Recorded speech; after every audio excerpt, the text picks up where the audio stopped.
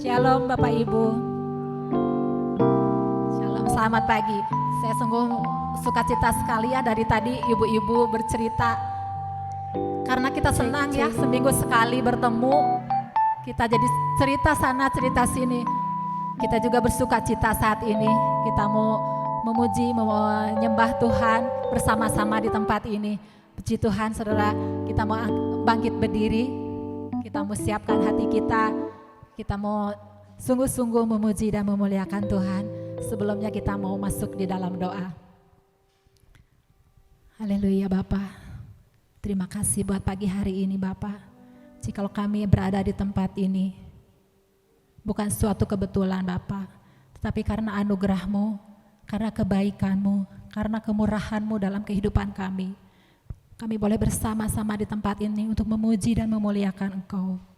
Kami sungguh mengucap syukur buat kebaikan yang Kau berikan bagi kami Bapa. Terima kasih. Kami rindu saat ini, kami ingin memuji dan memuliakan Engkau. Biarlah apa yang kami lakukan, semuanya sungguh berkenan di hadapan Engkau. Menyenangkan hati Engkau ya Bapa. Terima kasih ya Bapa. Kami juga mau berdoa buat saudara-saudari kami yang mungkin masih dalam perjalanan. Kami percaya Bapa Kau menyertai mereka untuk boleh mereka sampai ke tempat ini dengan selamat dan tidak kurang suatu apapun. Kami juga berdoa buat saudara-saudari kami yang saat ini mungkin tidak bisa hadir di tempat ini karena sesuatu hal. Biarlah mereka juga mengikuti ibadah melalui online.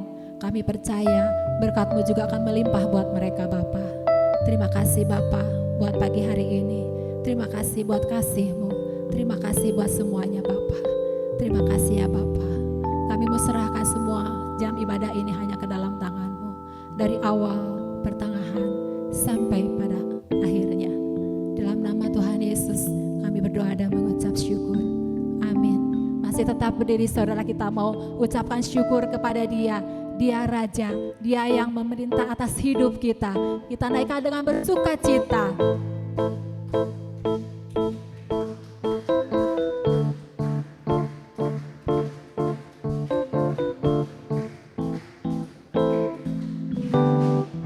Bersyukurlah kepadanya, bawalah pujian baginya, karena Dia Raja, oh Dia yang berkuasa. Tuhanlah kekuatanku, mazmur dan keselamatanku, Dia penolongku yang hidupku. Kau yang berjaya, seluruh semesta sujud menyembah. Agunglah kebangkitan-Mu, mukjizat telah terjadi. Junjung kasih anugerah-Mu, kekal teguh dan mulia. Maksudlah perbuatan-Mu, Kau penyelamat hidupku.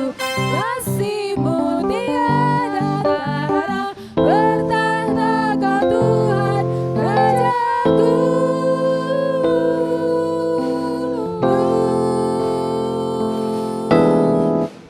Bersyukurlah kepadanya, bawalah pujian baginya, karena Dia Raja, oh Dia yang berkuasa. Tuhanlah kekuatanku, mazmur dan keselamatanku, Dia penolongku yang hidupku. Kau yang berjaya, seluruh semesta sujud menyembah. Agunglah kebangkitan-Mu, mukjizat telah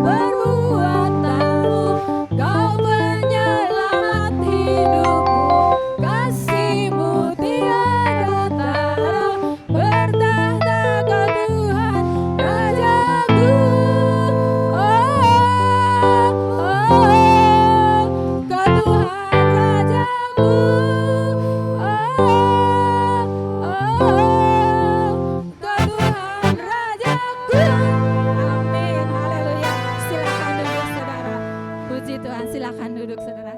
Puji Tuhan, Dia Raja kita. Kita ada di tempat ini karena kemurahan Dia.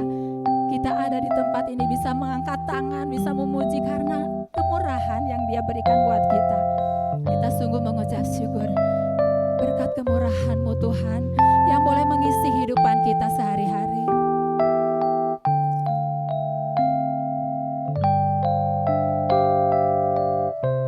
Kau hiasi kehidupanku.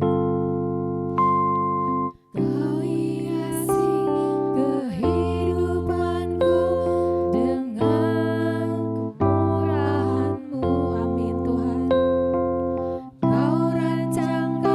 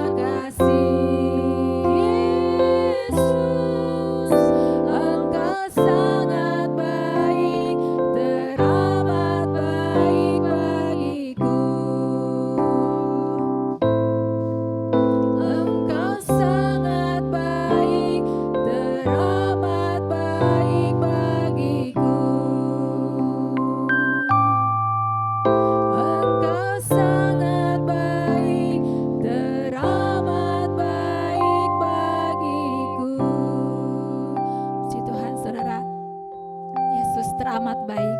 Sungguh saya kemarin alamin ya. Bukan hanya kemarin, tapi sebetulnya tiap hari kebaikan Tuhan boleh saya rasakan.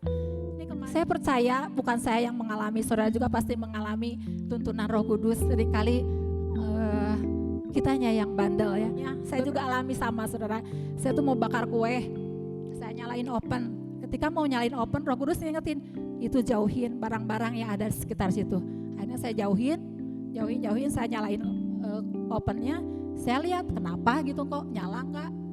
Itu saudara, api kelihat oleh ujung mata nyambar ke ujung rambut saya ini sampai sedikit kebakar. Ya Tuhan, saya kaget sekali, tapi saya di situ Tuhan, saya bersyukur kalau sampai seandainya saya tidak menjauhkan barang-barang, nggak tahu apa yang terjadi saudara. Ya itulah pekerjaan Roh Kudus yang kita boleh alami sehari-hari, tuntunan Roh Kudus yang boleh kita alami sehari-hari. Mari saudara, kita mau belajar. Kita tuh tidak bisa hidup tanpa Roh Kudus yang menuntun hidup kita. Kita tidak bisa berjalan sendiri dalam hal apapun juga saudara. Mungkin dalam hal bisnis, dalam hal pekerjaan, dalam hal kita mencari jodoh, hal dalam kita apapun juga, itu tuntunan Roh Kudus setiap hari. Asal kita belajar peka mendengar tuntunan Dia, mendengar taat juga, dan belajar taat juga ya. Jika sebentar kita mendengar firman Tuhan juga, kita mau belajar dengan sungguh apa yang Tuhan mau katakan lewat firman-Nya. Biarlah jika merupakan teguran, kita boleh terbuka hati kita menerima teguran itu. Ya, kita mau sama-sama belajar, dan saya undang Bapak Ibu bangkit berdiri. Kita mau katakan, peganglah tanganku Roh Kudus. Saya tidak bisa hidup sendiri Tuhan. Kita mau katakan dengan sungguh, mari pimpin hidup saya dalam setiap saat, pimpin hidup saya, beritahu saya langkah hidup saya. Katakan dengan sungguh-sungguh, peganglah tanganku Roh Kudus.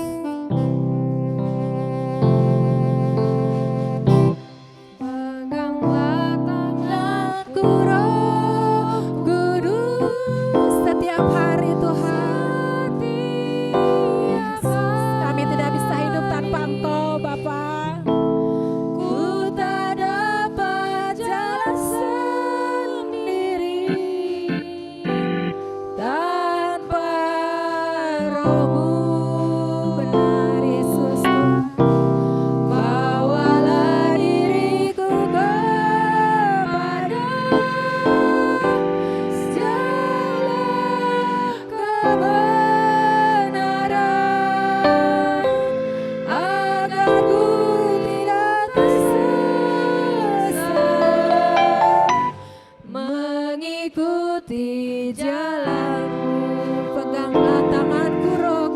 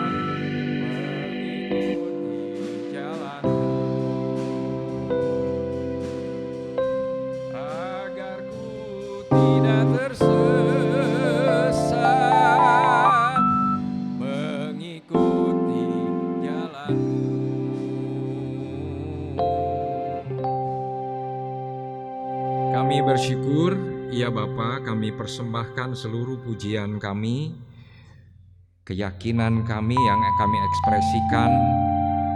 Kami yakin kami layak untuk memuji Tuhan karena Yesus Kristus yang sudah menebus hidup kami.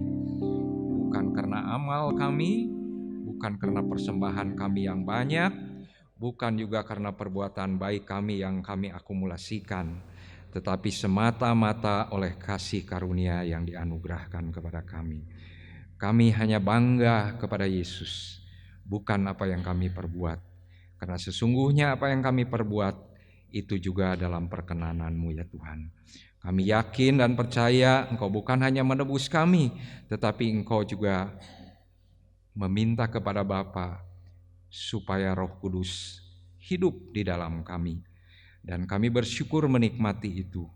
Terima kasih Tuhan. Kami yakin dan percaya Engkau hadir di sini. Kami mau bersama-sama merenungkan firman Tuhan. Biarlah hati kami begitu terbuka dan sangat semangat untuk mendengarkan firman Tuhan. Dalam nama Tuhan Yesus kami berdoa. Amin. Silahkan duduk kembali. Saudara-saudara, sebelum kita memasuki firman Tuhan, saya ingin mengajak kepada kita semua untuk kembali diingatkan yang pertama, membaca firman Tuhan. Biarlah saudara-saudara yang sudah mengikuti boleh melakukannya terus ya, dengan teratur, terlebih-lebih dengan sungguh-sungguh ya. Jadi saudara jangan mengejar performa ya, atau istilahnya asal tampil, asal udah baca ya. Sebab saya ingin katakan saudara habis waktu tapi saudara enggak menerima manfaat dari pembacaan Alkitab. Kita udah hampir ketiga mungkin ini ya. Sebagian orang sudah lebih dari itu ya. Bacalah dengan sungguh, dengan serius. Saya memang menyadari bahwa tidak semua kita langsung ngerti ya. Tapi bertahap kita bisa mengerti ya.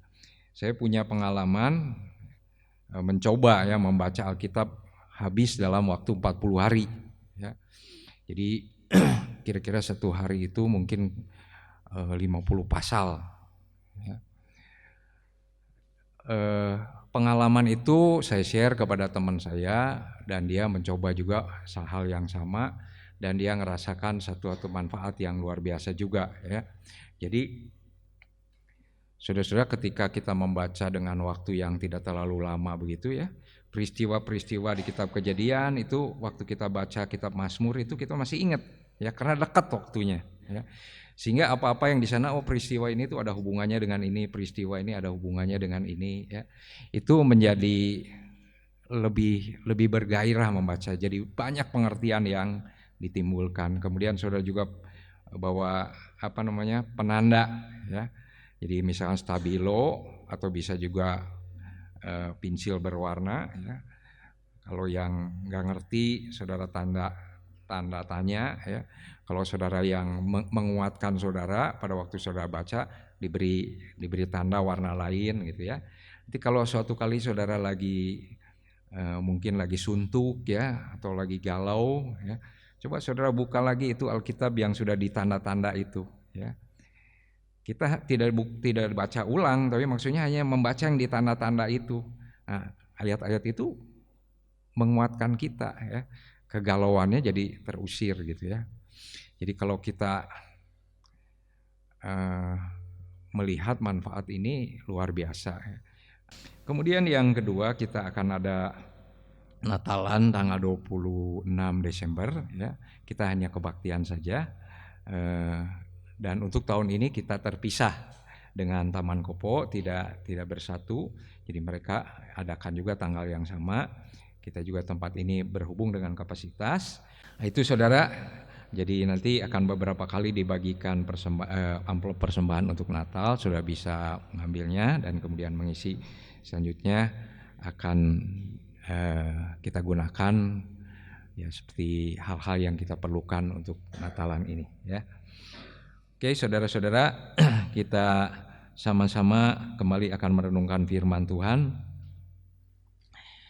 Kita akan membaca firman Tuhan Lalu Yesus mengulurkan tangannya menjamah orang itu dan berkata, "Aku mau, jadilah engkau tahir." Seketika itu juga lenyaplah penyakit kustanya. Kemudian ayat berikutnya, "Kasihanilah aku ya Allah, menurut kasih setiamu. Hapuskanlah pelanggaranku menurut rahmat-Mu yang besar. Bersihkanlah aku seluruhnya dari kesalahanku dan tahirkanlah aku dari dosaku." Ya. Judul firman Tuhan pada hari ini adalah orang kusta ditahirkan oleh Yesus. Ya. Saudara-saudara, kita akan melihat sedikit gambar ya. Silakan Renal menolong. Ya, jadi saudara, judul firman Tuhan kita ini, nah kalau saudara nggak kebayang sakit kusta, kita jarang ya. Walaupun ada rumah sakit khusus untuk kusta di Indonesia ini ada, tapi kita jarang menemui orang kusta karena kita juga mungkin kurang mengetahui ya.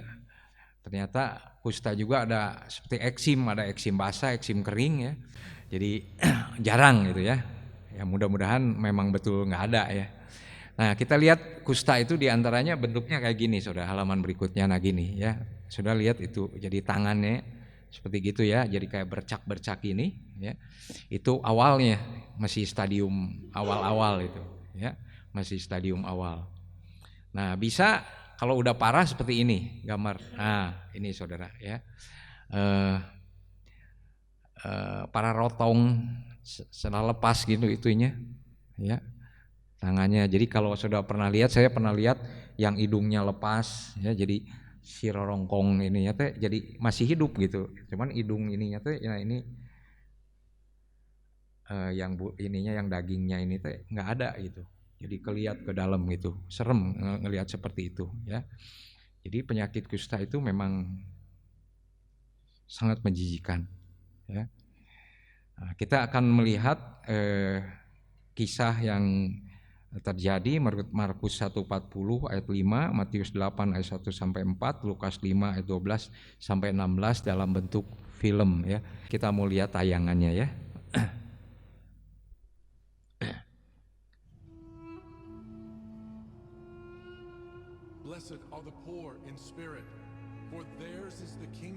Ini diawali dengan khotbah di bukit, Matius pasal 5 ya. Berbahagialah ya, khotbah di bukit itu mulai dengan itu seperti itu. Blessed are those who hunger and thirst for righteousness, for they shall be filled. Blessed are the merciful, for they shall obtain mercy. Blessed are the pure in heart, for they shall see God. Nah ini Yesus sedang bicara soal Matius pasal 5 itu ya, berbahagialah.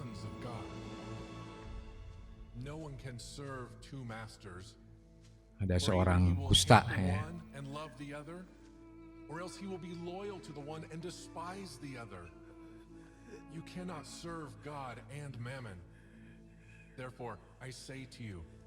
Nah ini kustanya udah parah ya, sampai ke muka, ke tangan. Nor about your body what you will put on. Is not life more than food, and the body more than clothing? Look at the birds of the air, for they neither sow, nor reap, nor gather into barns, yet your heavenly Father feeds them. Are you not of more value than they? Which of you by worrying can add 1 cubit to his stature? So why do you worry about clothing? Consider the lilies of the field, how they grow. They neither toil nor spin, and yet I say to you that even Solomon in all sama dengan yang kita lihat tadi ya. Nah ini diimajinasikan dia mau peluk anaknya, mau datang juga, mau dipeluk nggak boleh kan sama mamahnya karena takut menular.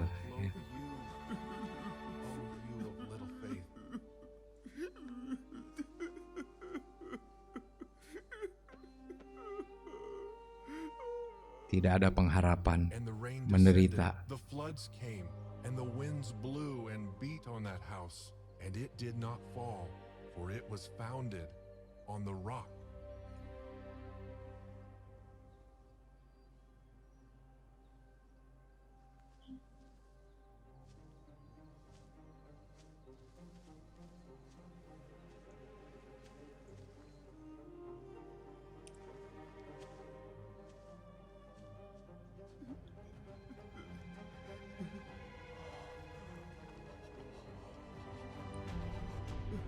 Orang kusta nggak boleh mendekat, ya. Tapi bagi orang kusta ini, inilah satu-satunya kesempatan buat dia untuk disembuhkan, ya. Bahasa Sundana mandeg mayong, ya. Akhirnya dia memutuskan untuk datang kepada Yesus. You are willing. You can make me clean. I am willing. Be cleansed.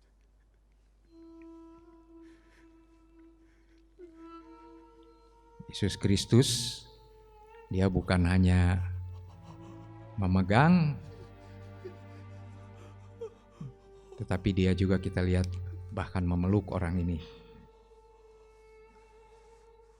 Dia disembuhkan.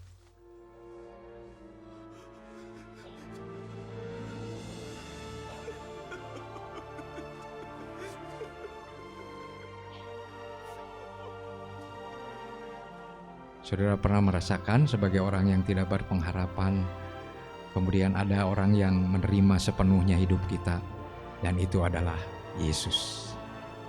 Tidak ada yang lain. Di dunia ini terlalu banyak persyaratan untuk kita bisa diterima. Kita teruskan saudara dengan membaca Markus pasal 1 ayat 40 sampai ayat 45. Seorang yang sakit kusta datang kepada Yesus dan sambil berlutut di hadapannya ia memohon bantuannya, katanya, "Kalau engkau mau, engkau dapat mentahirkan aku." Maka tergeraklah hatinya oleh belas kasihannya, lalu ia mengulurkan tangannya dan menjamah orang itu dan berkata, "Aku mau, jadilah engkau tahir." Seketika itu juga lenyaplah penyakit kusta orang itu dan ia menjadi tahir. Segera ia menyuruh orang itu pergi dengan peringatan keras, "Ingatlah, janganlah engkau memberitahukan apa-apa tentang hal ini kepada siapapun." Beda dengan perintah sekarang, ya, viralkan, ya. Subscribe, like, beda saudara dengan yang sekarang, ya. Tuhan itu bilang begini soal kesembuhan itu, "Ingatlah, jangan engkau memberitahukan apa-apa tentang hal ini kepada siapapun. Tetapi pergilah, perlihatkan dirimu kepada imam dan persembahkanlah untuk pentahiranmu dan persembahkanlah yang diperintahkan oleh Musa sebagai bukti bagi mereka." Tetapi orang itu pergi memberitakan peristiwa itu dan menyebarkannya kemana-mana. Ya. Kenapa saudara? Da tekiat kunaon kusukacita gitu. Ya. Aduh, senang orang cager gitu. Nggak mungkin dia nggak cerita, saudara. Ya. Jadi kalau saudara dipulihkan oleh Tuhan, nggak mungkin diam aja, ya. Pasti cerita, ya. Kecuali kalau saudara hanya mengikuti ritual agama, ya. Dari hari ke hari ya cuman pengetahuan gitu, ya. Nggak ada yang bisa diceritakan. Bersaksi ke orang nggak ada yang diceritakan. Jika hirup teh sarwa-sarwa wae gitu, jika batur. Bagaimana mungkin perjumpaan dengan Yesus menyebabkan kita berkesimpulan biasa-biasa wae? Ya tinggal di luar kota, Yesus tinggal di luar kota di tempat-tempat yang sepi, namun orang terus juga datang kepadanya dari segala penjuru. Saudara-saudara, kisah ini menurut Injil Markus terjadi sesaat setelah Yesus khotbah di atas bukit. Itu menurut catatan Matius, ya. Di Markus tidak diberitahu, tapi kitab Matius mencatat, makanya tadi jadi begitu selesai khotbah di atas bukit itu sampai pasal 7, ya. Kemudian pasal 8, mulai Matius pasal 8 itu Yesus selesai, itu kemudian dia turun dan bertemu dengan orang yang kusta ini. Saudara-saudara, proses itu begitu simpel dan cepat, hampir tanpa basa-basi. Ya, nggak ada narasi-narasi tambahan kayak yang saya ngomong tadi, nggak ada, ya. Singkat, jelas, hasilnya cager, ya. Kemudian lebih banyak orang mendengar tentang Tuhan Yesus. Lebih banyak orang datang kepada Yesus. Nah, saudara, apa yang Alkitab catat tentang penderitaan orang kusta? Jadi kalau sudah ngelihat tadi keadaannya seperti itu, pasti dia menderita. Ya. Istilah untuk pemulihan orang kusta itu tahir, bukan sembuh. Ya. Kalau merujuk pada Matius 10 ayat 8, waktu Tuhan Yesus memerintahkan murid-muridnya untuk melayani, dia berkata gini, sembuhkanlah orang sakit, kemudian bangkitkanlah orang mati. Dan yang ketiga, ada perintah yang lainnya lagi, tahirkanlah orang kusta. Jadi memang dari Alkitab sendiri dibedakan antara yang sembuh dengan yang tahir, itu beda. Kita lihat di sini. Jadi sembuh dan tahir itu dibedakan, ya. Kemudian yang berikutnya, apa hubungan kisah ini dengan hidup saya sekarang? Itu kita akan bahas. Ya. Saya kusta enggak, ya? Ya terus cerita ini mungkin ada sebagian orang gergering dan tegergering, saya masih sehat. Hubungan yang saya yang mencerita, ya. Nah, banyak orang, saudara, tidak bisa memaknai apa yang dikatakan di dalam Alkitab ini ketika kita melihat tidak ada hubungannya dengan hidup saya, sehingga waktu kita baca itu lewat-lewat aja. Tapi kalau saudara ngerti kaitannya hidup kita dengan Alkitab ini, sekalipun ditulis ribuan tahun yang lalu, disitulah letak sukacita kita membaca Alkitab, ya, bahwa ini sebagai referensi cara hidup, tata nilai kehidupan kita sehari-hari. Ya. Ketika Alkitab ini terlalu kuno bagi kita, maka saudara nggak akan semangat bacanya juga. Ya. Tetapi kalau saudara melihat bahwa selalu Alkitab itu update bagi hidup kita, disitulah letak sukacita kita menikmati pembacaan Alkitab. Dari Alkitab kita bisa membaca tentang orang kusta, mereka menderita tanpa harapan dan hanya menunggu kematian. Jadi mereka tuh menderita tanpa harapan dan hanya menunggu kematian. Dan menurut saya banyak orang di dalam kehidupan nyata sekarang ini dia tidak kusta, ya, tetapi dia itu mengalami sama dengan orang kusta ini, menderita tanpa harapan dan hanya menunggu kematian. Ya. Mungkin kadang-kadang orang geus bosan gering wae, ya, dia berkata iraha urang teh paeh, geus hayang paeh, ya. Seperti gitu. Enggak ada harapan, saudara. Ya. Teruskan. Kita akan melihat beberapa catatan, nanti akan dimunculkan ayatnya di ayat-ayat khotbah. Saya minta mulai dengan Imamat pasal 13 ayat 45 sampai 46. Ya. Yang pertama, saudara, kalau orang yang kusta itu harus apa, saudara? Di sini kalau kita lihat harus apa? Kata firman Tuhan harus apa, saudara? Ayat 13, bentar.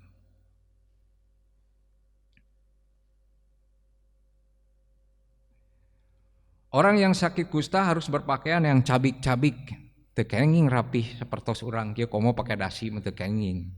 Ya. Harus ajeun jelema beunghar ge kudu dicabik-cabik itunya si bajuna. Ya. Saudara kebayang enggak, ya? Harkat derajat dari orang yang kena kusta itu kayak gini, saudara. Ya. Kemudian yang berikutnya, dan lagi ya harus menutupi mukanya. Tadi kan kita lihat ya, kenapa nggak ditutupi sama matanya? Ditutupi jeung matanya mau katingali ya, saudara, mukanya ini ya. Kemudian sambil berseru, najis, najis. Nah, biasanya orang kabatur kan, najis ya, gitu kabatur. Tapi biasanya, iya mah kadiri sendiri, najis, najis, najis. Saudara-saudara kebayang ya, orang kusta teh menderita. Nah, kemudian yang berikutnya dia harus tinggal di luar perkemahan. Kalau saudara membaca Lukas 17 ayat 12-13 ya. Nah ini kan waktu proses penyembuhan 10 orang kusta. Dikatakan oleh firman Tuhan 10 orang kusta ini ngomong dari jauh sama Yesus, mereka gak berani. Saya menduga untuk yang kita barusan lihat penayangannya itu rupanya di atas bukit itu mungkin di luar kota, mungkin itu ya, karena nggak ada penjelasannya.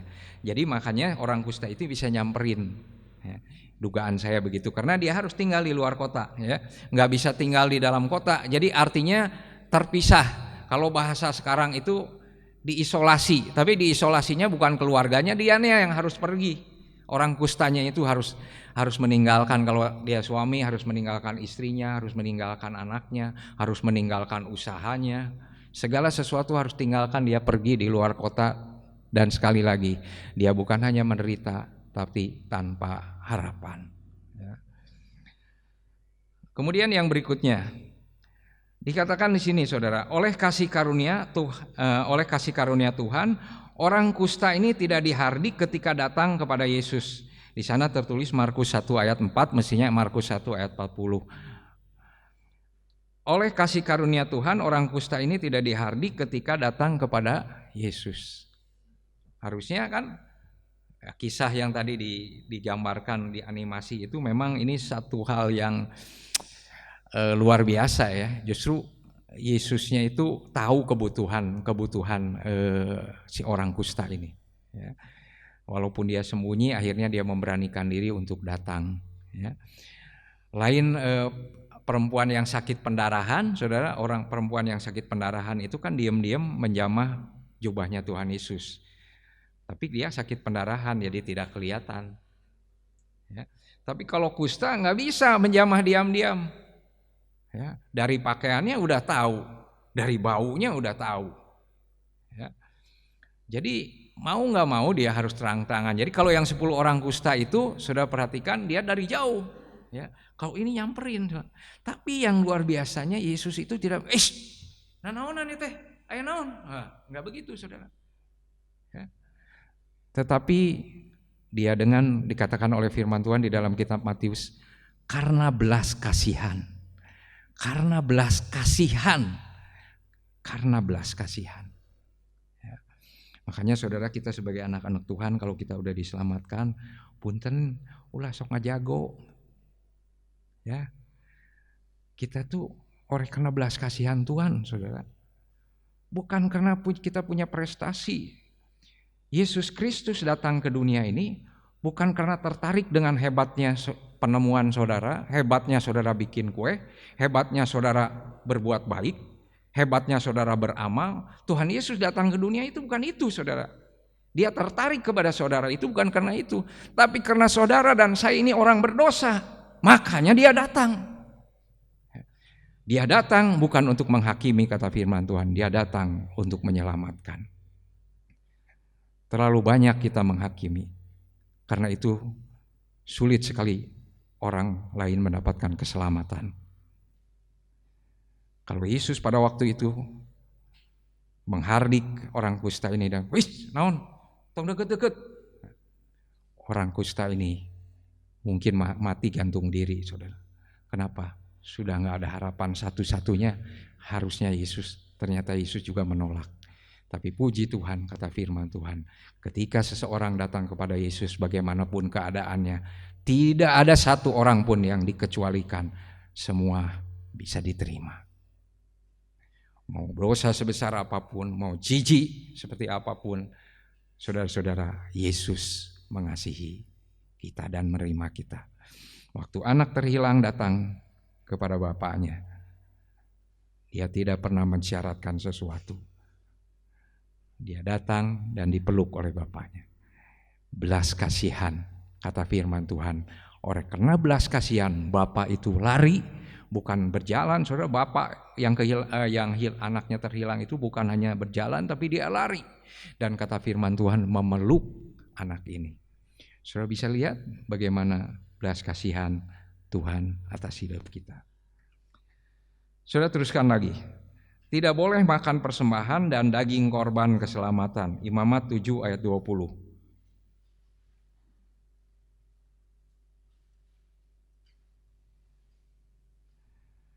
Tetapi seorang yang memakan daging dari korban keselamatan yang untuk Tuhan, sedang ia dalam keadaan najis, haruslah nyawa orang itu dilenyapkan dari antara bangsanya. Jadi kalau najis makan, kalau sekarang mungkin konteksnya perjamuan kudus, ya, kita makan itu kata firman Tuhan harus dilenyapkan orang itu. Sadis ya? Karena Tuhan itu tidak pernah berkompromi dengan dosa. Kalau dosa sudah dikompromi, surga aja jadi kotor pasti. Ya. Karena itu dosa itu tidak pernah dikompromi. Sebab itu untuk kasihnya ini dosa tidak kompromi. Dan untuk belas kasihan Tuhan atas hidup kita, Dia mengutus anaknya yang tunggal yaitu Yesus Kristus untuk mati di atas kayu salib menanggung dosa-dosa kita. Supaya dosa kita itu bisa diselesaikan. Dan ketika Dia berkata sudah selesai, saudara. Ya. Kemudian kalaupun dia imam ya anak Harun itu berarti anak imam besar. Pasal 22 ayat 4 ya. Imamat pasal 22 ayat 4. Seorang dari keturunan Harun artinya keturunan imam besar. Yang sakit kusta atau yang mengeluarkan lelehan jangan memakan persembahan-persembahan kudus sebelum ia menjadi tahir. Dan orang yang kena kepada sesuatu yang najis karena orang mati atau orang tertumpah maninya. Ya. Jadi saudara-saudara kita lihat di sini orang biasa nggak boleh, anak imam besar juga nggak boleh kalau dia dalam keadaan najis. Ya. Dan pasti itu juga biar anak imam besar pasti dikucilkan, dia nggak mungkin tinggal di tengah umat-umat Allah ini, harus di luar perkemahan. Kalau bahasa setelah jadi kota itu di luar kota, ya.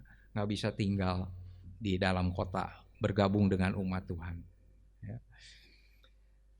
Saudara-saudara, itu yang dikatakan. Berikutnya, yang menentukan seorang kusta atau tahir adalah seorang imam, bukan tabib, dengan kriteria yang Tuhan katakan. Imamat 13 ayat 6 dan 8 sampai dengan 8. Kemudian pada hari yang ketujuh, ini ada prosedurnya panjang kalau saudara baca, baik pada waktu dia ditentukan kusta atau tidak kusta, kemudian nanti pentahirannya, itu prosedurnya panjang, saudara, berhari-hari itu.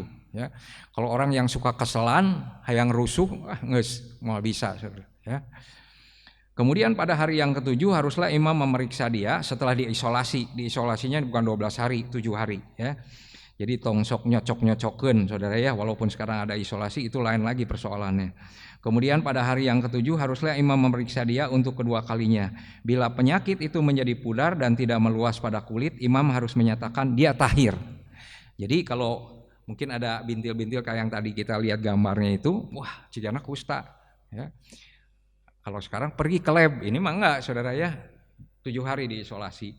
Kalau itu makin meluas dan kena ke yang lain-lainnya, maka dikatakan bahwa orang itu kusta. Tapi kalau orang itu ternyata enggak kemana-mana, cuman segitu aja, atau bahkan mengecil, maka orang itu bukan kusta. Yang nentuinya imam. Makanya tadi kata Tuhan Yesus, tunjukkan kepada imam. Ya.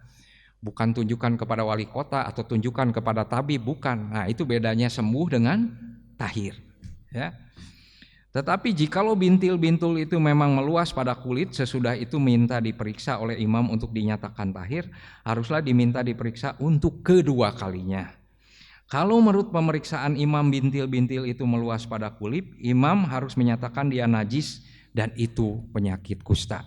Dan sejak itu pakaiannya harus diganti yang sobek-sobek, kemudian mukanya ditutup, kemudian dia harus keluar dari perkemahan atau keluar dari atau di luar kota. Ya. Kemudian saudara, oleh kasih karunia Tuhan, Yesus sebagai imam besar tidak memeriksa orang kusta itu, tetapi menjamah dan mentahirkannya. Ya. Kalau saudara lihat di Alkitab, di Perjanjian Lama, jadi kalau ada orang kusta itu, imam itu tugasnya bukan menyembuhkan, memeriksa. Ya. Diperiksa, ya tadi prosedurnya. Dia kusta atau tidak kusta. Jadi kalau tidak kusta ya dia kembali bisa kembali ke keluarganya. Tapi kalau kusta langsung harus mengungsi. Ya. Tapi saudara, Yesus itu imam besar kita. Kata kitab Ibrani, kita punya imam besar, bukan imam besar yang tidak dapat merasakan penderitaan kita. Diulangi sama saya. Kita punya imam besar itu Yesus, bukan hanya sekedar imam, dia imam besar. Dia imam yang mengorbankan darahnya sendiri, bukan darah binatang. Dia imam besar yang bukan imam besar yang tidak dapat merasakan penderitaan kita. Jadi dia merasakan penderitaan kita, hanya dia tidak berbuat dosa. Kalau dia berbuat dosa juga, ya kita harus ganti juru selamat, bukan dia berarti juru selamat. Ya. Tetapi Yesus minggu lalu Pak Yohanes mencerita soal Yesus dicobai di padang gurun, berhasil dia lewat itu. Ya. Saudara-saudara, dikatakan sekali lagi di sini, oleh kasih karunia Tuhan, Yesus sebagai imam besar tidak memeriksa orang kusta itu, tetapi menjamah dan mentahirkannya. Bahasanya tuh sederhana, saya bilang simpel begini, saudara.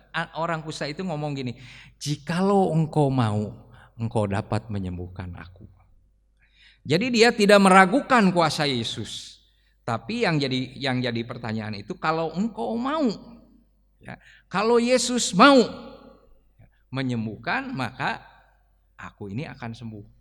Kemudian Yesus juga menjawab, dia tidak berkata begini, agama kamu apa? Ya. Kamu suka berdoanya rajin enggak? Udah baca Alkitab belum? Udah baca kitab Taurat belum? Ya. Ditanya, diteres satu-satu ya. Orang tuanya terkutuk enggak? Panjang banget itu saudara. Ya.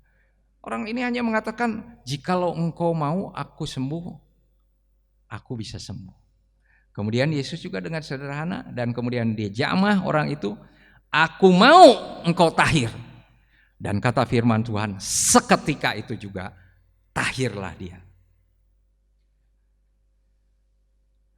Saudara, saya kalau baca kisah simpel ini, lihat pengharapan di kisah ini, saudara. Saudara lihat nggak pengharapan di kisah ini? Kenapa kita bikin susah, harus ini, harus itu? Ya. Coba lihat di seluruh peristiwa kesembuhan yang di dalam Alkitab ini, saudara. Panjang atau enggak? Ya. Simpel-simpel semua. Prosedur yang panjang di kitab Imamat itu sudah tidak ada lagi, saudara. Ya. Kalau saudara mau menerapkan kitab Perjanjian Lama, ya harus ada itu juga kalau gitu. Nah, kita teruskan. Ya. Bandingkan dengan Naaman yang ditahirkan dari kustanya dan tidak dijamah oleh Elisa. Elisa pada waktu itu nabi bukan imam. Ya. Jadi pada waktu Naaman itu kata firman Tuhan, ini bedanya orang Israel yang kena kusta dengan Naaman orang Syria. Ya. Ini berbeda, sama-sama kustanya. Ya. Tapi Naaman itu saudara dia seorang panglima perang. Jadi tidak ada peraturan kayak orang Israel ini harus dikucilkan. Dia tetap bisa memimpin perang dan ngelawan orang Israel, saudara. Ya. Jadi kan ininya tangannya mungkin pakai kaos tangan gitu. Ya. Kemudian ininya pakai baju jirah, sebelumnya pakai baju yang lain sebagai panglima, kepalanya ditutup dengan ketopong, ya, dan kemudian dia memimpin perang. Ya. Jadi kalau saya lihat Naaman ini, saudara, Naaman itu seorang jenderal, ya. Tapi kata firman Tuhan, tapi dia ada sakit kusta. Lamun geus balik perang, saudara, muka ningali awakna panglima yang gagah perkasa itu ceurik, saudara. Sakedeung deui urang maot, ya. Ieu leungeun coplok hiji, ya. Coba bau, ya. Tapi saudara, ada satu orang Israel, seorang anak Israel memberitahu, di Israel ada seorang nabi yang bisa menyembuhkan. Dan kemudian Naaman pergi ke sana. Naaman tuh pengennya didoain, ya. Saudara kalau baca pengennya si Nabi Elisa itu menggerak-gerakkan tangannya, katanya kemudian menyembuhkan dia. Tapi saudara-saudara, Elisa itu nggak ngikuti enaknya orang, ya. Dia ngikuti apa yang tadi suara Roh Kudus itu bilang. Mandi di Sungai Yordan 7 kali. Jadi tidak dijamah itu juga. Kemudian dia mandi, asalnya nggak mau, akhirnya mau mandi 7 kali dan kata firman Tuhan, seperti seperti bayi kulitnya. Dan saya mengingat saudara ketika orang percaya Tuhan Yesus itu kan menjadi bayi rohani, ya seperti gitu. Ya, memikirkan seperti itu. Jadi Naaman ini saudara-saudara, waktu dia sudah sembuh, dia juga tidak disyaratkan seperti orang Israel harus pergi kepada imam. Dia orang Syria, bukan orang Israel. Jadi setelah selesai itu ya pulang dia. Ya, nggak suruh pergi ke imam dulu, ya. Tapi sekarang Naaman sudah pulang sebagai orang percaya. Taunya orang percaya gimana? Saya kalau membaca kisah Naaman ini luar biasa kasih karunia Tuhan ya. Kemudian setelah sembuh itu dia ngomong sama Elisa, "Tuanku," katanya ya, "saya itu kan rajanya," dia kan panglima. Jadi kalau raja itu pergi ke kuil, saya harus mengawal, kan dia pegawainya. Jadi saya minta maaf gitu. Bukan saya yang nyembah itu, tapi saya karena mengawal raja. Dan Elisa itu nggak ngomong apa-apa dan mengatakan, "Sejahtera buat kamu," dan dia pulang. Tapi ada yang aneh di sini, ketika dia sembuh, itu kemudian menimbulkan kesadaran rohani bahwa menyembah patung itu nggak benar. Makanya dia sampai ngomong sama Elisa itu, minta maaf gitu kalau sampai dia itu. Jadi artinya Naaman ini bukan hanya sembuh dari kustanya, tapi sembuh dari keberdosaannya ketika dia tahu Allah Israel. Ya, makanya dia berkata, "Maafkan kalau saya harus tetap masuk ke kuil penyembahan berhala karena harus mengawal rajanya." Ya, dan Elisa ya pergilah dengan sejahtera. Ya. Saudara-saudara, dan kemudian sekali lagi, apa hubungannya Naaman dengan kita? Sama-sama kusta bukan? Ya. Dengan Naaman dengan orang kusta di Israel itu. Nah, kalau kita lihat Naaman itu kayak kita. Ya. Kita kan bukan orang Israel. Ya. Kita nggak punya syarat-syarat yang kayak gitu, saudara. Ya. Di kemudian hari kita termasuk orang Israel setelah kita percaya pada Yesus. Tapi Israel rohani, bukan Israel jasmani. Ya. Karena papa saya kan keturunan marganya Ko, ya. Bukan marganya Lewi. Walaupun anak saya dikasih nama Levi, ya, itu ya karena kerinduan saya aja gitu. Ya. Saudara-saudara, sangat sedikit orang-orang kusta yang mengalami pentahiran. Lukas 4 ayat 27. Pada zaman Nabi Elisa, banyak orang kusta di Israel dan tidak ada seorang pun dari mereka yang ditahirkan selain daripada Naaman orang Syria itu. Saya waktu baca ini,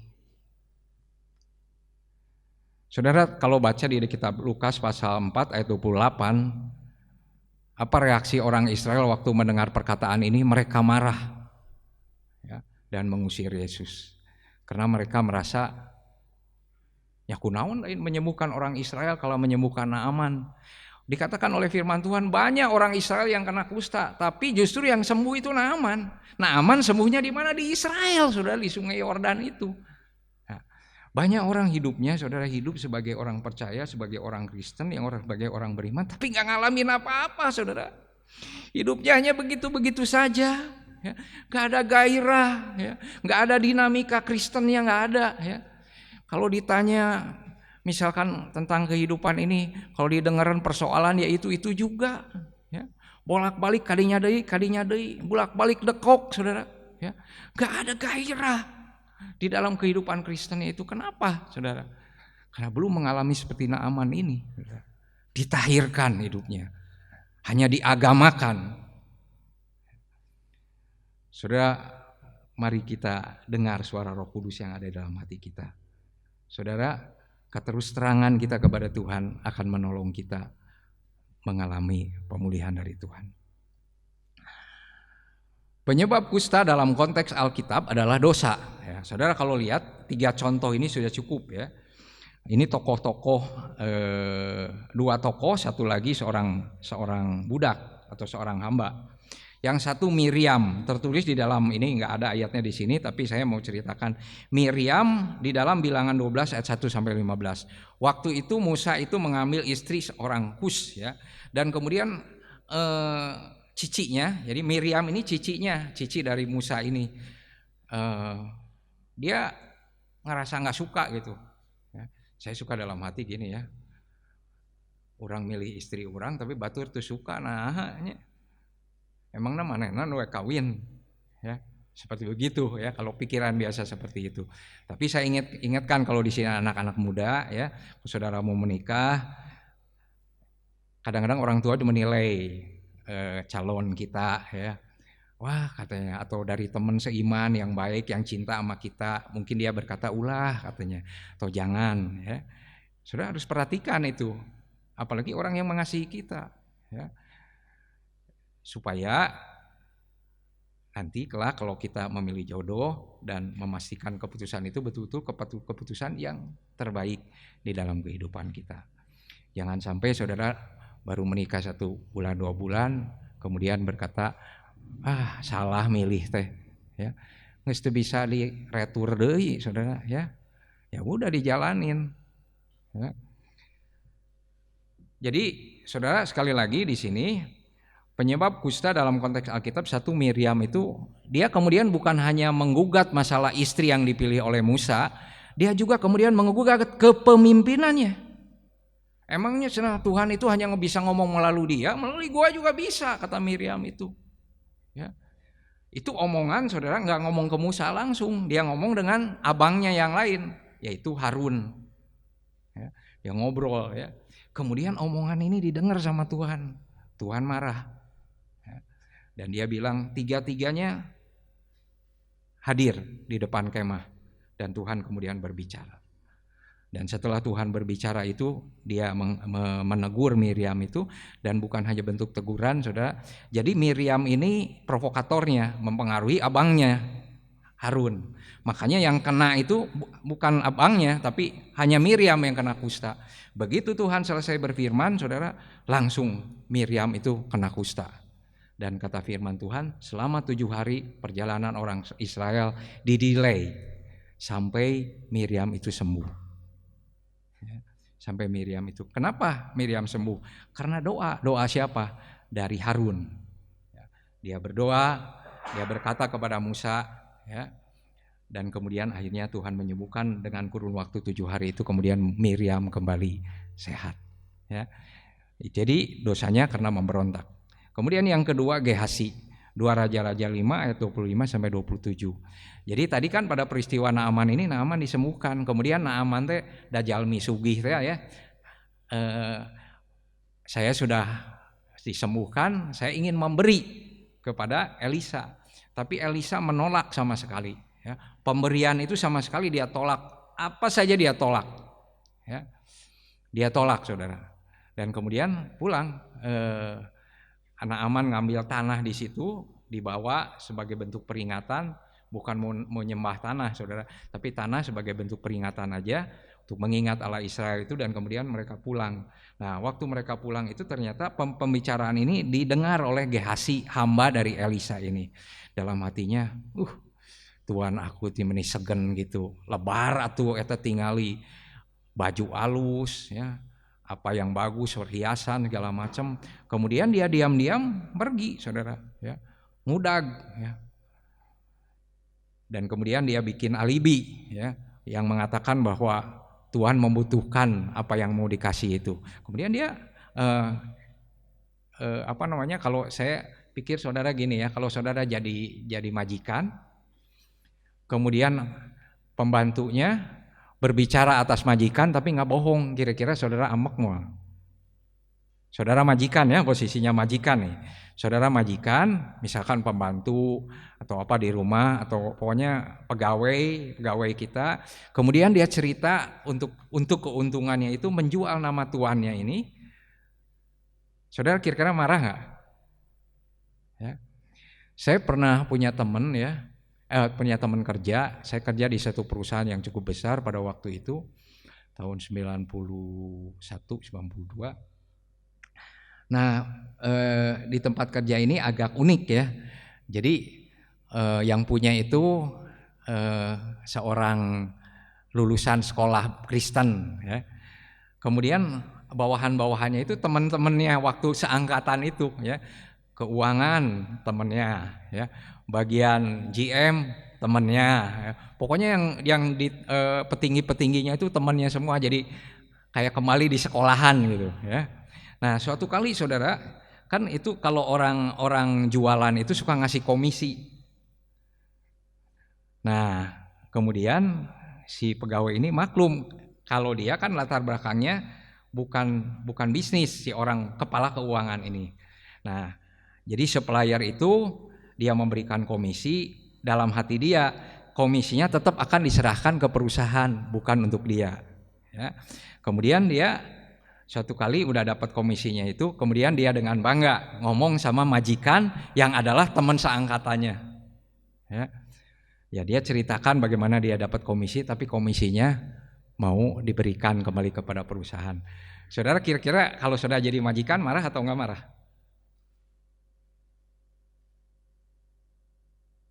Pada waktu itu bosnya ini marah besar, saudara. Wah, dimarah-marah ini temannya itu. Kamu mempermalukan saya. Perusahaan apa ini terima-terima komisi? Nah, saudara. Dan sejak saat itu dia nggak berani lagi. Ya. Apalagi komisi yang kemudian menghancurkan perusahaan kan ada. Ya. Jual spare part udah jelas spare partnya jelek, ya. Kemudian dijual dengan komisi yang lebih besar diterima. Akhirnya produksi terganggu seperti begitu. Ya. Jadi saudara-saudara, ini GHC ini menjual nama tuannya untuk keuntungannya. Oh, memang Naaman ini memang mau ngasih, ya dia dengan gembira, dia mah teu ngarasa eta teh nipu atau gimana, enggak ngarasa. Nah, begitu GHC ini pulang itu enggak dibawa, disumputkeun, saudara. Ya. Maklum ari jelema teh bener mah sok loba sumput-sumput. Ya. Pokoknya orang Kristen tidak transparan hidupnya itu orang Kristen yang belum dipulihkan, saudara. Orang Kristen yang transparan, berani dilihat apa saja, apa adanya, itu dia sudah dipulihkan. Kemudian begitu ketemu lagi, ternyata teh Elisa teh udah ngadagoan, saudara, dihareup. Biasi, habis dari mana? Ente eta kahareup. Kata Elisa, bukankah waktu kamu pergi rohku ikut? Jadi tahu apa yang dikerjakan oleh Gehazi itu. Dan dia berkata, kusta Naaman pindah kepada kamu. Dan pada waktu itu Gehazi itu langsung, saudara, kusta saat itu juga. Dan kata firman Tuhan dicatat sampai ke anak cucunya. Jadi saudara-saudara, kusta itu seperti itu. Ya. Yang berikutnya lagi Raja Usia. Raja itu di perjanjian lama ada 3 jabatan, ada imam, ada raja, ada nabi. Ini punya fungsi beda-beda. Raja tidak boleh mempersembahkan korban seperti imam, karena itu bagiannya imam. Ya. Job desk-nya itu udah jelas gitu. Nah, pada waktu itu menurut catatan 2 Tawari 26 ayat 14 sampai 21 itu, ketika Raja Usia ini menjadi berhasil, menjadi kuat, dikatakan menjadi sombong. Nah gitu saudara, memang kalau orang jadi sombong ya, sok lupa asa sagala bisa, asa sagala menang gitu, seperti gitu ya. Ditegur sama imam teh kan udah ngelihat nih taki-takina, wah ini kayaknya mau mempersembahkan korban, dituturkan sama imam teh ya. Begitu dia mau masuk itu ditegur sama imam itu, nggak boleh karena ini bukan bagian raja. Nah ada raja teh ya, mun disunahkeun ayeuna mah aing rajana ngomong naon maneh. Dan kata firman Tuhan, begitu dia selesai ngomong itu langsung kusta, saudara. Dan sampai matinya Usia ini mati dalam keadaan kusta. Ya. Jadi kalau saudara lihat di sini, memang kusta itu sangat berkaitan erat dengan dosa. Ya. Nah kalau saudara bertanya gini, saya teh kamari ieu berdosa tapi geuningan teu kusta, ya. Nya ulah didagoan, saudara. Ya. Tapi saya ingin berkata, memang zamannya itu berbeda. Dengan yang sekarang ini cara Tuhan memperlakukannya memang berbeda ya. Jadi jangan nungguin itu ya. Jadi kalau kita ngelihat gini, saudara-saudara, memang penyakit kusta ini berkaitan dengan dosa. Kita teruskan. Nah, kita akan membaca kan ini sangat berkaitan erat dengan dosa. Kita akan melihat Mazmur 51. Kalau di situ yang di kita punya itu Mazmur 51 ayat 3 dan 4 saja. Tapi saya akan membaca lengkap dengan saudara Mazmur 51 ayat 1 sampai 4. Untuk pemimpin biduan Mazmur Daud, ketika Nabi Nathan datang kepadanya setelah ia menghampiri Batseba. Nah, jadi saudara tahu ya peristiwa ini, Mazmurnya Daud, waktu Daud apa? Setelah menghampiri Batseba, berzinah maksudnya ya. Kemudian dia berkata, kasihanilah aku. Daud itu saudara orang yang, makanya Tuhan itu menjadikan Daud itu satu contoh orang benar, orang yang beriman, sungguh-sungguh berpaut hatinya kepada Tuhan itu. Waktu Daud ditegur oleh Nabi Nathan itu enggak pakai kalasan apa-apa, saudara. Waktu dia ditegur oleh Nathan itu langsung ngomong gini, sesungguhnya aku ini sudah berdosa. Dan kemudian kata Nathan langsung juga dijawab, sesungguhnya Tuhan sudah menjauhkan kesalahanmu. Ya, itu satu anugerah yang luar biasa. Kasihanilah aku ya Allah menurut kasih setiamu. Hapuskanlah pelanggaranku menurut rahmatmu yang besar. Bersihkanlah aku seluruhnya dari kesalahanku. Dan ini kata yang berikutnya. Dan tahirkanlah aku dari dosaku. Jadi antara dosa dan kusta itu sesuatu yang sangat berelasi. Sangat berhubungan erat. Ya. Makanya dia berkata, tahirkanlah dosaku, bukan tahirkanlah kustaku. Waktu itu setelah Daud berzina dengan Batseba, dia tidak jadi kusta. Ya. Tetapi dia berkata ketika dia ditegur dan mengakuinya, tahirkanlah dosaku. Dan Tuhan mentahirkan. Karena itulah penyembuhan orang kusta harus Tuhan langsung yang turun tangan. Dalam segala kesesakan mereka bukan seorang duta atau utusan, melainkan Ia sendirilah yang menyelamatkan mereka.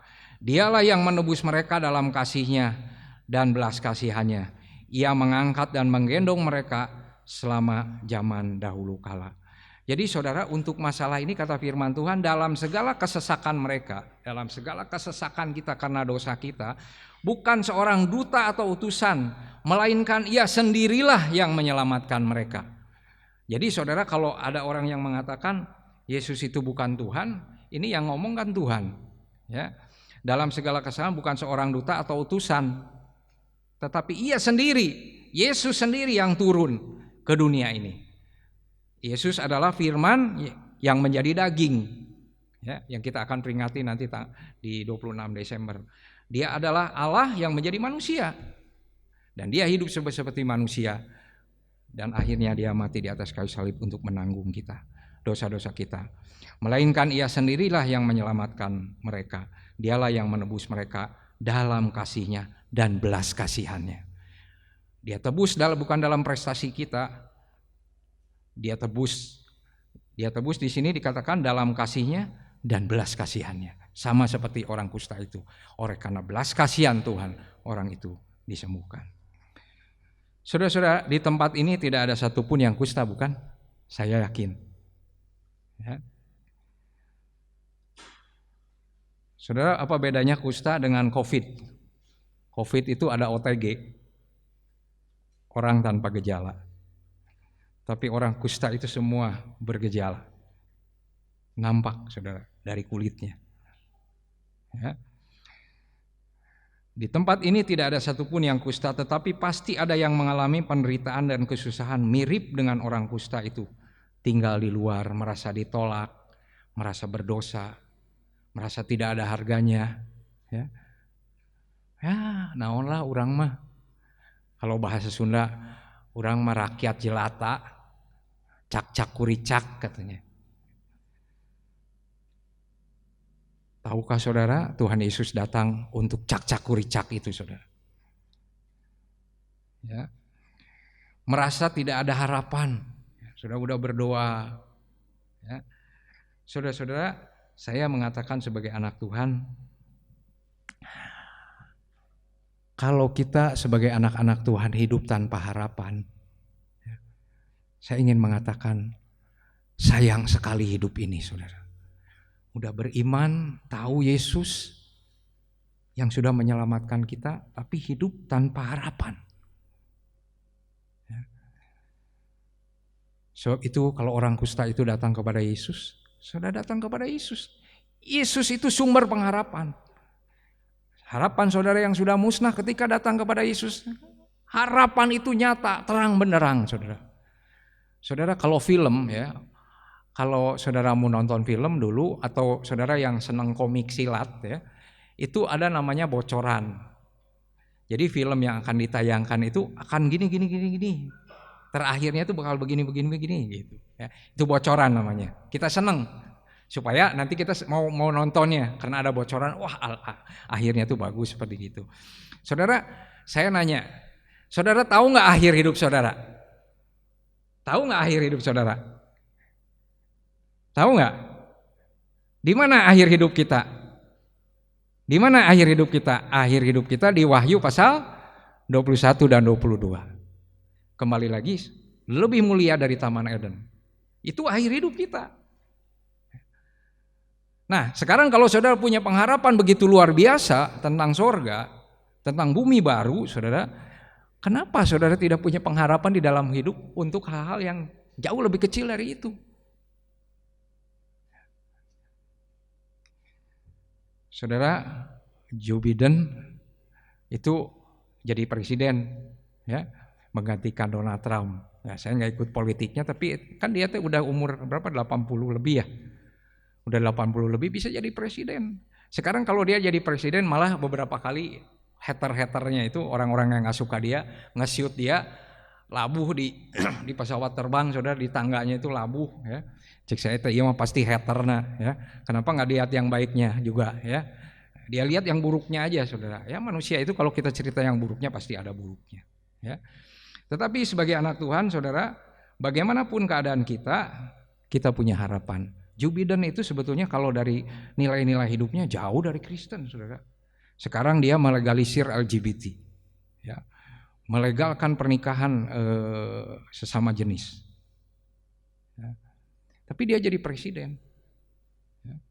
Jadi saudara-saudara jangan berpikir begini ya, saudara merasa baik-baik aja, toh karir bisa naik, ya, gaji juga naik. Tapi ingat saudara, apa yang saudara lakukan? Apa yang saudara lakukan?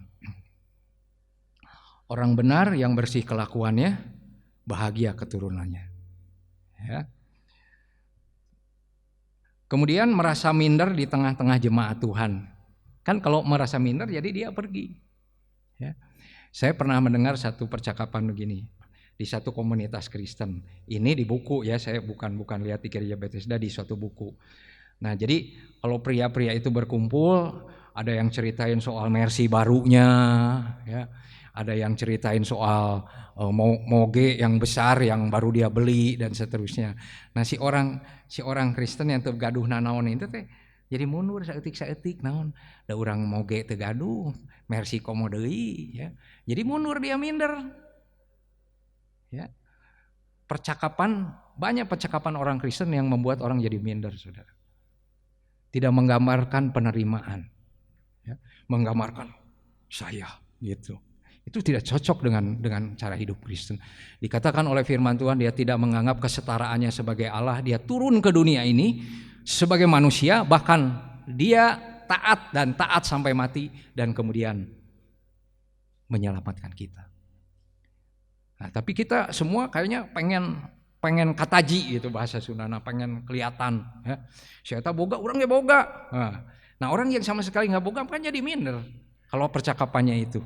Tapi coba kalau kita mempercakapkan hal-hal yang sama-sama bisa kita merasakan diterima di tengah-tengah itu, bagus bukan? Ya. Sok saudara gini ya, kalau saya misalkan dengan Cecep ngobrol soal komputer, kemudian ada orang-orang yang nggak ngerti komputer, saya ngobrol, nusajen area ringgit pasti. Kenapa? Nah itu mah nggak ngerti saya percakapannya juga. Tapi ada satu percakapan yang bisa dimengerti oleh semua orang, yaitu tentang kasih Allah kepada kita. Semua orang bisa ngerti. Bukan tentang makanan mahal, bukan tentang tempat wisata yang bagus, tapi tentang kasih Allah yang mengasihi orang itu. Pasti orang tahu itu, ya.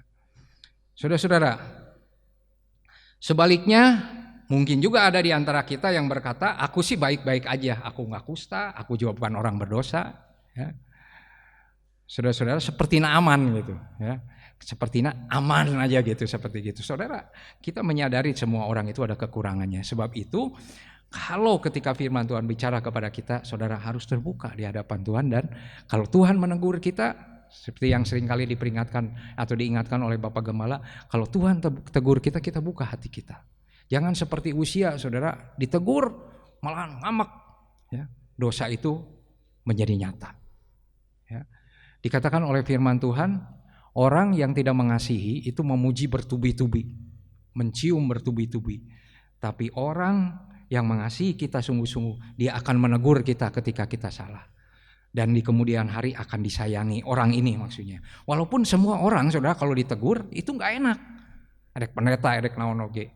Tapi kalau orang itu mau rendah hati, oh iya saya salah perbaiki. Akhirnya nanti suatu kali pendeta itu atau kita atau siapapun juga kita akan berkata itu mah keheul. Naon saya teh ngomong gitu ka urang ya. Tapi begitu nasihatnya itu didengar kemudian dijalankan, oh iya betul ya ternyata. Nanti saudara kalau ketemu orang itu akan berkata begini, aduh kamsiah ya, makasih kamu teh udah udah menegur saya. Beda saudara dengan mencium bertubi-tubi, memuji bertubi-tubi, nyilakakeun eta teh saudara. Ya. Misalkan saudara gini, saudara udah dalam hati teh gini, saya berkata kepada orang itu saya teh salah kieu. Wah, orang Kristen oge nu sajeun kararitu, tong sieun lah. Teu baraner kabeh pendeta ge teh bener, mane teh bener ge teu nanaon. Kan itu bagus ya. Kayak dia teh oh kitunya teu nanaon gitu. Nyilakakeun eta saudara. Ya. Tetapi orang yang menegur akan dikasihi. Waktu perempuan Samaria itu ditegur oleh Yesus, suami kamu sudah tinggal dengan 5 orang pria, tapi sekarang suami yang orang laki-laki yang tinggal dengan kamu sekarang itu juga bukan suamimu. Kenapa orang Samaria itu, perempuan Samaria itu enggak marah saudara? Naon ngomong teh? Nah ngorek-ngorek kehidupan orang, enggak begitu saudara. Kata firman Tuhan, dia berkata, kok kamu tahu hidup saya?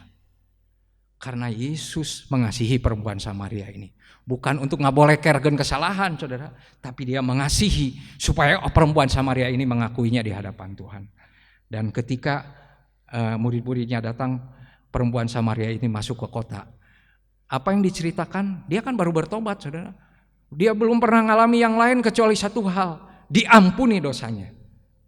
Dan dia datang ke banyak orang di kota itu dan berkata, dia itu apakah seorang nabi atau bukan, dia juga gak jelas. Tapi dia menyatakan tentang hidup aku. Sekarang dia ceritain kepada orang lain kejelekannya dia. Dia pergi siang hari itu supaya tertutup kesalahannya, aibnya. Tapi sekarang dia masuk ke kota, dia ngomong tentang kesalahannya. Tentu ini bukan artinya semua orang harus seperti gini, tapi ini satu hal yang dicatat di Alkitab. Dan kata firman Tuhan, oleh karena perempuan Samaria ini, banyak orang datang kepada Yesus karena Yesus posisinya di luar kota. Saudara, diampuni dosa, ditahirkan, itu satu pengalaman yang ajaib. Dan seketika. Kalau kita di sekolah masuk terlambat, jam ke-1 gak boleh ikut pelajaran. Kemudian kita disuruh di luar. Setelah jam ke-1 selesai baru masuk. Jam kedua boleh masuk.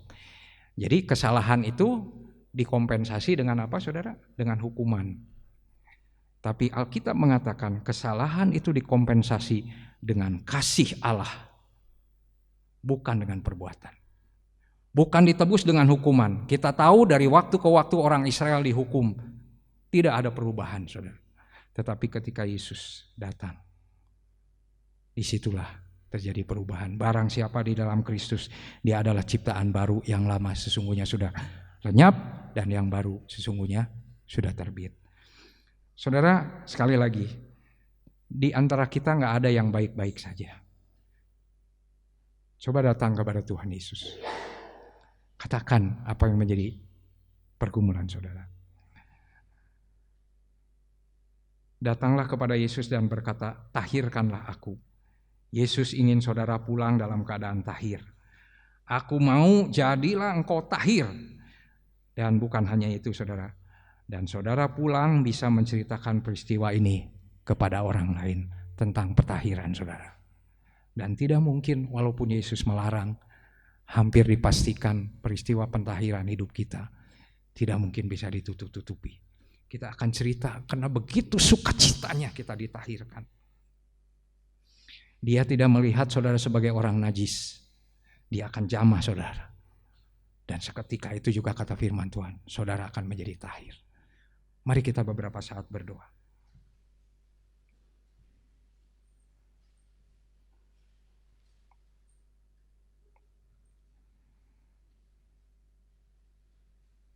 Saudara gak usah menilai siapapun juga. Mari kita pribadi datang kepada Yesus. Jangan saudara pikir terlalu baik. untuk ditahirkan. Dan jangan juga saudara merasa terlalu buruk untuk bisa ditahirkan. Yesus Kristus sudah membayar dengan darahnya yang mahal untuk mentahirkan kita. Haleluya.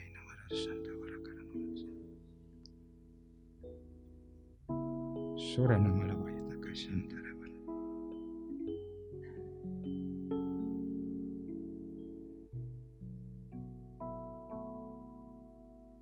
Kita naikkan satu pujian, Tuhan inilah hidupku.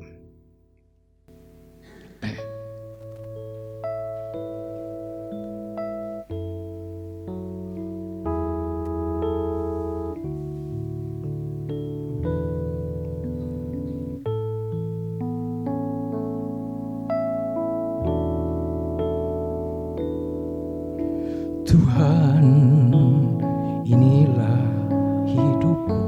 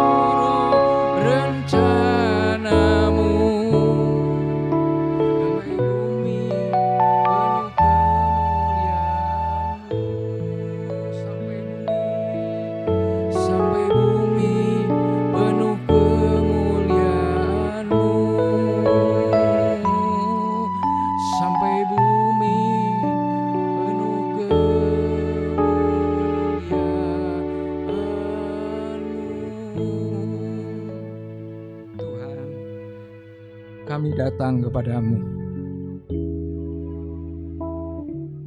Tidak ada yang kami banggakan. Tidak ada yang kami sombongkan. Jamahlah kami ya Tuhan. Tahirkanlah kami. Dan kami tahu Engkau mau supaya kami tahir. Biarlah kami pulang dengan hati yang terbebas. Tidak ada lagi tekanan akibat dosa. Tidak ada lagi yang disembunyikan. Jamahan-Mu membuat hidup kami bersih. Tahirkanlah kami dari dosa kami ya Tuhan. Tahirkanlah kami dari pelanggaran kami. Terima kasih Tuhan. Terima kasih Tuhan. Sungguh pengalaman ajaib. Sungguh pengalaman ajaib. Terima kasih Tuhan Yesus. Terima kasih Tuhan. Dalam nama Tuhan Yesus kami telah berdoa. Amin. Saya serahkan kepada Bapak Gemala. Kita bersyukur buat anugerah yang Tuhan limpahkan kepada kita. Kita masih diberikan kesempatan yang indah untuk bersama-sama beribadat kepada Tuhan. Kita tetap berdoa supaya Tuhan akan memberkati kita makin hari makin dekat kepada Tuhan. Saudara ingat, kita hidup di dalam akhir zaman, di mana-mana penuh dengan kerusuhan. Kepada siapa kita berharap? Hanya kepada Tuhan. Ya, tidak ada barang yang mustahil. Tuhan akan bekerja membentuk kita sesuai dengan kehendak-Nya. Amin, saudara. Ya, kita berdoa supaya tetap jangan puas dengan keadaan diri saya sendiri ya. Tapi ingat saudara-saudara yang lain, di mana sudah ada kesempatan bersaksi. Kalau mereka belum mengenal Tuhan, bawa ajak, doakan supaya mereka bisa percaya kepada Tuhan. Amin. Kita akan bangkit berdiri, kita akan nyanyikan walaupun suasana seperti ini, tapi kita tetap berglori sebab kita bersama-sama dengan Tuhan. Glory, glory, haleluya.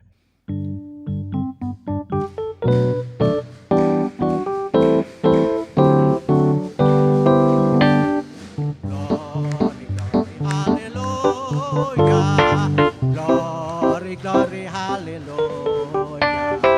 Glory, glory, hallelujah. Hallelujah, pujimu. Glory, glory, hallelujah. Glory, glory, hallelujah. Glory, glory, hallelujah. Hallelujah, pujimu.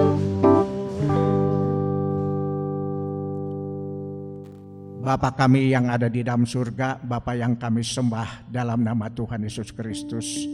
Dengan penuh kerendahan hati kembali kami datang menghampiri hadirat Tuhan yang Maha Suci. Pada akhir ibadah kami ucapkan syukur dan terima kasih buat berkat pimpinan kehadiran Tuhan di tengah-tengah ibadah kami. Kami bisa menikmati anugerah Allah, kasih dan pertolongan Tuhan. Tuhan, kami berdoa mohon Tuhan akan meteraikan, sempurnakan semua apa yang sudah kami lakukan pada pagi ini, supaya semuanya bisa menjadi kemuliaan dan kebesaran bagi nama Tuhan. Berkati setiap anak-anakmu yang sudah mengambil bagian di dalam pelayanan pekerjaan Tuhan pada hari ini. Mulai dari yang bermain musik, penyambutan, hamba Tuhan yang menyampaikan firman Tuhan, pemimpin pujian, dan semua jemaat yang hadir Tuhan berkati supaya semua yang kami terima daripada Tuhan tidak menjadi sia-sia, tapi sungguh-sungguh bisa mendatangkan kemuliaan kebesaran bagi nama Tuhan. Kami tetap berdoa ya Tuhan untuk jemaat kami yang sampai sekarang masih mungkin didera dengan ketakutan dan mereka tidak mau muncul beribadat secara terbuka. Walaupun kami sudah melaksanakan secara terbuka ya Tuhan, walaupun pemerintah membatasi, tapi kami yakin dan percaya Tuhan akan tetap memelihara kita. Tuhan, jamaah mereka tetap berkati mereka supaya satu saat mereka tidak lagi didera dengan ketakutan karena wabah virus corona, tapi mereka sungguh-sungguh mengasihi Tuhan dan mau berserah kepada Tuhan. Serahkan dalam pimpinan Tuhan, berkati gereja-gereja Tuhan dan hamba-hamba Tuhan di seluruh Indonesia, bahkan di seluruh muka bumi ini, supaya mereka juga Tuhan tidak didera dengan ketakutan karena wabah virus corona lalu menyembunyikan diri, tetapi mereka mulai kembali dengan kuasa Roh Kudus, bekerja bersama-sama Tuhan, memuliakan, membesarkan nama Tuhan, menolong jiwa-jiwa yang butuh pertolongan untuk keselamatan jiwa mereka. Terima kasih buat berkat-Mu Tuhan. Berkati gerejamu, tetap lindungi Tuhan seluruh jemaat kami, seluruh pengerja-pengerjamu, biar kami tetap terpelihara di dalam kuat kuasa-Mu dan tetap bisa memuliakan, membesarkan nama Tuhan. Terima kasih buat berkat-Mu Tuhan. Sebentar kami akan pulang, mohon Tuhan akan pimpin, lindungi seluruh jemaat kami. Sebagaimana mereka pergi dari rumah menuju ke rumah Tuhan, Tuhan sudah memimpin dan mereka akan pulang juga dengan berkat pertolongan Tuhan. Lindungi mereka di dalam perjalanan supaya sampai di rumah dengan selamat dan tidak kurang suatu apapun. Dan apabila ada di antara umat-Mu yang seusai ibadah ini mereka harus melakukan pekerjaan Tuhan, bekerja untuk nafkahnya, Tuhan berkati mereka, cukupkan dengan tangan kuasa-Mu Tuhan apa yang mereka butuhkan untuk kehidupan secara jasmani, sebab kami yakin dan percaya segala sesuatu berasal daripada Tuhan dan adalah otoritas daripada Tuhan. Kalau ada di antara jemaat kami dalam keadaan sakit, kami berdoa mohon Tuhan akan jamah dengan tangan kuasa-Mu dan berikan kesembuhan yang sempurna, supaya nama Tuhan akan dipuji dan dipermuliakan. Terima kasih ya Tuhan buat berkat-Mu. Saudara-saudara, sekarang kita akan kembali pulang. Kami serahkan seluruh kehidupan kami ke dalam tangan Tuhan. Pulanglah dengan selamat. Semoga Tuhan akan menyertai kehidupan kita sepanjang hari dengan berkat pimpinan, pemeliharaan dan perlindungan Tuhan. Di dalam nama Allah Bapa, Allah Anak, dan Allah Roh Kudus, hamba sudah berdoa dan menyerahkan semua ke dalam tangan Tuhan. Haleluya, haleluya, amin. Bapa, terima kasih. Bapa,